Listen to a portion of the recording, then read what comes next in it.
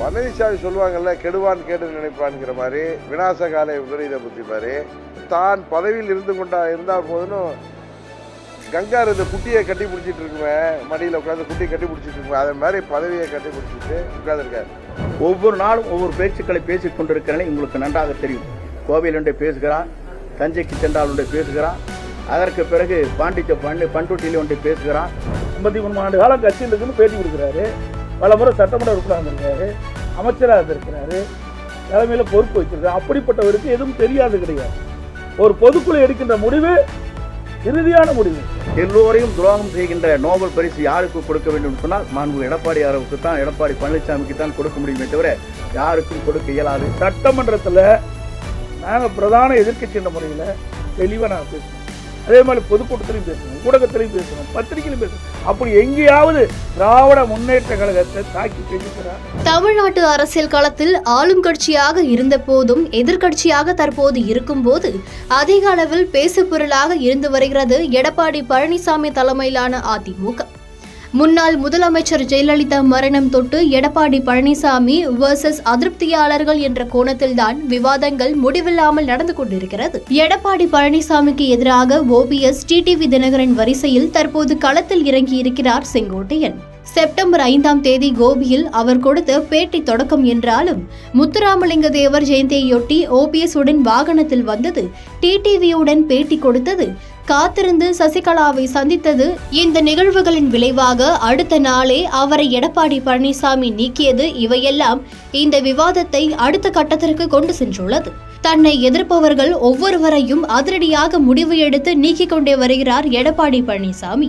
இது ஜெயலலிதா பாணியை பின்பற்றி துணிச்சலுடன் எடப்பாடி பழனிசாமி முடிவெடுக்கிறார். தன் மீது அவர் முழு நம்பிக்கை வைத்து செயல்படுகிறார் என்று ஒரு புறம் பாசிட்டிவாக பேசப்பட்டாலும் மறுபுறம் கட்சியின் பின்னடைவிற்கே அவரது அதிரடி முடிவுகள் காரணமாக அமையும் என்று விமர்சிப்பவர்களும் கூறுகின்றனர். இது குறித்து அரசியல் விமர்சகர் கோட்டீஸ்வரன் அளித்த விரிவான பதில்களை பார்க்கலாம். எடப்பாடி பழனிசாமி இப்ப இந்த செங்கோட்டை நீக்கம், அதுக்கு முன்னாடி சசிகலா, ஓபிஎஸ் கண்டினியூஸா அவர் எடுக்கிற முடிவு ஜெயலலிதா பாணியை பின்பற்றி கட்சியில தனித்த ஒரு ஆளுமையா அவர் நிக்கிறார் அப்படின்ற ஒரு கருத்தும் இருக்கு. இதனால கட்சிக்கே திரும்பவும் பேக் ஃபயர் ஆகுன்ற ஒரு கருத்து இருக்கு. இப்ப அவருடைய இந்த நகர்வுகள் அதிமுகவுக்கு என்ன மாதிரியான ஒரு விஷயத்த கொடுக்கும்? சாதகமா இருக்குமா இல்ல பாதகமா இருக்குமா? அதிமுக என்ற கட்சி பார்த்தீங்கன்னா திமுக என்ற ஒரு கட்சியை எதிர்த்து இருக்கக்கூடியதான் அதனுடைய தன்மை, அதனுடைய நிலைப்பாடு. எந்த ஒரு கட்சியுமே தொண்டர்கள் அதை எப்படி பாக்குறாங்கன்றது ஒரு பார்வை, அதை தாண்டி பொதுமக்கள் அதை எப்படி அணுக போறாங்கன்றது ஒரு பார்வை. இப்ப தொண்டர்கள் பார்வை அப்படின்னு பார்க்கும்போது தொண்டர்கள் பெரும்பான்மையினர் அஇஅதிமுக எடப்பாடி பழனிசாமி அவர்கள் கீழே தான் இருக்கிற மாதிரி தெரியுது. அது செயற்குழு ஆகட்டும், பொதுக்குழு ஆகட்டும், கட்சியில தொண்டர்கள் பெரும்பான்மையினர் அங்க இருக்கிறாங்க. ஆனா தொடர்ந்து விமர்சனங்கள் இந்த மாதிரி நீக்கிறது, ஒவ்வொருத்தரையா நீக்கிறது கட்சிக்கு நல்லதில்லை அப்படின்ற மாதிரி ஒரு ஒருங்கிணைந்த ஒரு குரலா இருக்கு. அதையும் கடந்து போக முடியாது.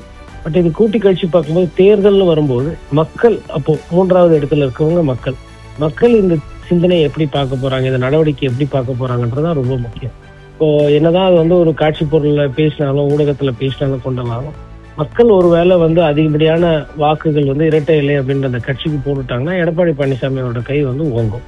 அதனால மக்கள் ஓட்டு போடல, அது குறைஞ்சி போகுது அப்படின்னா இந்த பேசுபொருள் இன்னும் தீவிரமாகவும் இது மேலும் சில சிக்கல்களை அதிமுகவுக்கு உண்டாக்கும். இப்போ இந்த பிரச்சனை ஆல்ரெடி 2021 அதிமுக தோல்வியுற்றது. அதிமுக தோல்வியுற்றதுக்கு ஒரு முக்கிய காரணம் ஆட்சி கட்டல இருந்த காரணம், 10 வருஷம் ஆளுகின்ற கட்சி அம்மையார் ஜெயலலிதா மரணம், பல காரணங்கள் இருந்தது. அப்பொழுது அதற்கு எடப்பாடி பழனிசாமி தான் ஒரே ஒரு காரணம் அப்படின்ற மாதிரி அன்னைக்கு எடுத்துக்க முடியாது. பட் இப்போ அதிமுக தூக்குது இல்ல அதிமுக ஜெயிக்குதுன்னா அதுக்கு எடப்பாடி பழனிசாமி அவர்கள் ஒண்டிதான் முக்கிய காரணமா பார்க்கப்படும். அதை தாண்டி இது காரணமா பார்க்கப்பட்டாலும் பட் மக்கள் மனநிலை திமுகவுக்கு எதிரான கட்சி எது, திமுகவை எதிர்க்கக்கூடிய கட்சி எது அப்படின்னு ஒரு வாக்குகள் இருக்கு. அந்த வாக்குகள் யாரு எடுக்க போறாங்க, இல்ல திமுகவை திருப்பி ஆட்சிக்கு வருதா அப்படின்றது பார்க்கணும். ஸோ மக்கள் இந்த 2026 தேர்தலில் இதுக்கு ஒரு முடிவு கொடுத்துருவாங்க. எடப்பாடி பழனிசாமி தன்னை முழுமையா நம்புறாரா? அந்த இடத்துக்கு தன்னால ஆளுமையா செய்ய முடியும். அதனால அவருடைய செயல்பாடு, அவருடைய அணுகுமுறை ரொம்ப உறுதியா இதை தன்னால பண்ண முடியும் நம்புற மாதிரி இல்ல தெரியுது. அது ரொம்ப முக்கியமான கேள்வி நீங்க கேட்டது. காரணம் என்னன்னா, அவர் மற்ற சசிகலா அவர்கள் போலவோ இல்ல டிடிவி தினகரன் அவர்களோ ஓபிஎஸ் பன்னீர்செல்வம் அவர்கள் போலவோ இல்ல செங்கோட்டையன் அவர்கள் போலவோ வந்து அதாவது பத்திரிகையாளர் சந்திப்பை வைத்து அரசியல் நடத்துறதோ இல்ல அறிக்கைகள் கொடுத்து அரசியல் நடத்துறதோ கிடையாது. அவர் வந்து கட்சிக்காரர்களை அடிக்கடி சந்திக்கிறாரு, மாவட்ட செயலர் கூட்டம் போடுறாரு, பொதுக்கூட்டங்கள் போய் பேசுறாரு, பிரச்சாரம் போறாரு. கிட்டத்தட்ட 180 தொகுதி போய் பிரச்சாரம் பண்றாரு. அதே மாதிரி திமுக வந்து இவர்களை எல்லாரை விட அதிகமா தீர்க்கமா எதிர்க்கிறது இன்னைக்கு களத்துலன்னு பார்க்கும்போது அது எடப்பாடி பழனிசாமி அவர்கள் தான். அதே மாதிரி ஜெயலலிதா பாணியில வந்து யாரா இருந்தாலும் சரி நீக்கிறது, நடவடிக்கை எடுக்கிறது, புதுசா பொறுப்பு போடுறது. ஒருத்தரை நீக்கிட்டு இன்னொருத்தரை நீங்க பொறுப்புல போடும்போது அந்த பொறுப்புல போட்டவங்க வந்து இன்னும் கொஞ்சம் தீவிரமா வேலை செய்யறதுக்கு வாய்ப்பு இருக்கு. இல்ல நீக்கினவங்க ரொம்ப முக்கியமானவங்களா இருந்தாங்கன்னா அந்த இடத்துல அது வந்து கட்சிக்கு பாதிப்பு வரும். அப்ப இந்த கணக்கெல்லாம் தெரியுது. அப்ப வந்து ஒரு இவர்களை காட்டிலும் அவர் வந்து வேகமா செயல்பட்டு அரசியல் பண்ணி கொண்டிருக்கிறார். ஏன் அரசியல் நான் சொல்றேன் என்னன்னா, மக்களை சந்திக்கிற அரசியல் தான் ரொம்ப முக்கியம். களத்துல நீங்க பிரச்சாரம் பண்றது, தேர்தல் நேரத்துல பேசுறது அப்படின்றதுலாம் வந்து முன்கூட்டியே அவர் ஆரம்பிச்சிருக்காரு. அப்ப இவர்கள் வந்து இந்த தேர்தலுக்கு உண்டான வேலைகள்ல ஈடுபாடு பண்ணல. ஆனா அவர் வந்து தேர்தலுக்கு உண்டான வேலைகளும் ஈடுபாடு பண்ணிட்டாரு. அவர்கள் தலைமையில வந்து ஒரு கூட்டணி, பாரதிய ஜனதா கட்சி கூட்டணி அப்படின்ற மாதிரி பேச்சுவார்த்தை எல்லாம் அங்க போயிட்டு இருக்கு. அதை தாண்டி அவர்களும் வேற எதனா கட்சி வருமானு முயற்சி பண்றாங்க. அப்ப இதெல்லாமே வந்து அது ஒரு பேசு பொருள்ல இருக்கு இல்லைங்களா? அதனால அப்படி பார்க்கும்பொழுது வந்து அவர் வந்து முழுக்க தன்னை நம்புகின்ற காரணத்தினால்தான் ஒரு 6 மாசத்துக்கு முன்னாடியே வந்து இந்த வேலையெல்லாம் ஆரம்பிச்சு கிட்டத்தட்ட ஒரு 70-75% சட்டமன்ற உறுப்பினர் தொகுதியெல்லாம் வந்து முடிச்சிருக்காங்க. அப்படின்னா இந்த தேர்தலை வந்து எடப்பாடி பழனிசாமி தனக்கு உண்டான தேர்தலா பாக்குறாரு. அது பொதுவா பார்த்துட்டு அவங்க வேலை செய்வாங்க, இல்லை இவங்க ஜெயிச்சு கொடுப்பாங்க, இவங்க இந்த இடத்துல பண்ணி கொடுப்பாங்க அப்படின்றதுலாம் இல்லாம எது நடக்குதோ இல்லையோ நான் வந்து பஸ் எடுத்துன்னு கிளம்புறேன், நான் பிரச்சாரத்துக்கு போறேன் அப்படின்ற மாதிரி தன்னை முன்னிறுத்தி அதற்கேற்ற அரசியல் வேலை பார்க்கணும்ன்றதுல ரொம்ப உறுதியா இருக்கிற மாதிரி தான் நம்ம பார்க்கணும். எடப்பாடிக்கு எதிராக இப்போ செங்கோட்டையின் பேட்டியில உள்ளார்ந்து பார்க்கும்போது ஒருவித பாஜகவோட டோன் தெரியுதா? டிடிவி ஒரு பக்கம், டிடிவி எல்லாருடைய வாய்ஸ்லயும் ஒருவித பிஜேபியோட டோன் இருக்கிற மாதிரி இருக்கு. இது வந்து மறைமுகமாவே எடப்பாடி பழனிசாமிக்கு ஏதாவது நெருக்கடி கொடுக்குற மாதிரி இருக்கா? கண்டிப்பாங்க. பாரதிய ஜனதா கட்சி வந்து எல்லாருக்கும் நெருக்கடி கொடுத்துட்டு தான் இருக்கு. தமிழகத்துல இருக்கக்கூடிய எல்லா கட்சிகளும், குறிப்பா சொன்னா அது அதிமுகவா இருந்தாலும் சரி, திமுகவா இருந்தாலும் சரி, இல்ல வந்து அவங்க கூட்டணியில இருந்து வேற யாருன்னா எதனா பிரச்சனைனா அது மாதிரி அவங்களோட ஸ்டைல் என்பது வந்து எந்த ஒரு விஷயத்திலையும் வந்து அவங்க ஒரு ஆதிக்கம் செலுத்தணும்னு நினைக்கக்கூடிய ஒரு கட்சி தான் பாரதிய ஜனதா கட்சி. இப்போ உதாரணத்துக்கு பாத்தீங்கன்னா இந்த பெரிய பிரச்சனைக்கு அதிமுக காரணமே வந்து பாரதிய ஜனதாவோட தலையீடுன்றது நம்ம நிறைய நேரத்துல பார்த்திருக்கோம். குருமூர்த்தி போன்றவர்கள் அரசியல் பேசுறது, அண்ணாமலை போன்றவர்கள் அரசியல் பேசுறது, ஓபிசி கூப்பிட்டு சந்திப்பது, செங்கோட்டையனை கூப்பிட்டு போய் டெல்லியில பார்க்க வைக்கிறது, இந்த மாதிரி இந்த பின்புறம் இருந்து செய்யக்கூடிய வேலைகள் எல்லாமே பாரதிய ஜனதா கட்சி செஞ்சுட்டா இருக்கு. கண்டிப்பா எடப்பாடி பழனிசாமி அவர்களுக்கும் ஒரு சில அழுத்தங்கள் வந்து அவங்க கொடுப்பாங்க. அதே மாதிரி எடப்பாடி பழனிசாமி அவர்களும் அழுத்தத்தை வைத்து வேடிக்கை பார்க்கறது கிடையாது. குறிப்பா அண்ணாமலை அவர்களுக்கு பதவி போனதுக்கு காரணமே இபிஎஸ்ன்ற ஒரு பேசு பொருள் இருக்கு. அப்படி இருக்கும்பொழுது அவரும் வந்துட்டு ஒரு சில விஷயங்கள் பார்ப்பாரு. அவர் கூட்டணியை விட்டு வெளியில போயிருக்கிறாரு ஆல்ரெடி ஒரு வாட்டி.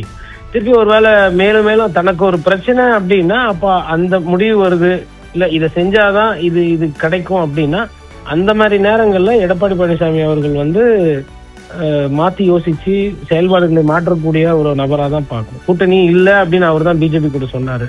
2029லயும் கிடையாது, 26லயும் கிடையாது. அப்புறம் அவரே தான் இன்னைக்கு கூட்டணி வைக்கிறாரு.